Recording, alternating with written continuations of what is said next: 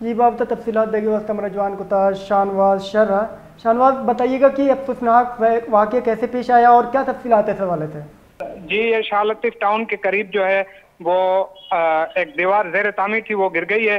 गिरने की वजह से 3 से ज़ायद जो है जान भाग हुए हैं। एक पुलिस अफसर, रिटायर्ड पुलिस अफसर इंस्पेक्टर खादम लाशारी, डॉक्टर मेडिकल अफसर जो हैं डॉक्टर रसूल बख्श अबड़ो, और एक खातून है जिसकी शनाख्त अभी तक ना हो सकी है। मैं आपको बताना चलूँ कि ये तकरीबन 10 के करीब जो हैं वो जख्मी हैं जिनकी अभी तक शनाख्त नहीं हुई है। जी जी शर साहब, हमें ये भी बताइएगा कि ये क्या ये दीवार पहले से खस्ता हाल थी या कि इसकी सूरत हाल पहले से खराब थी या कुछ और वजूहत हैं। जी, ये ज़ेर तामीर थी, ज़ेर तामीर के दौरान ये दीवार गिरी है।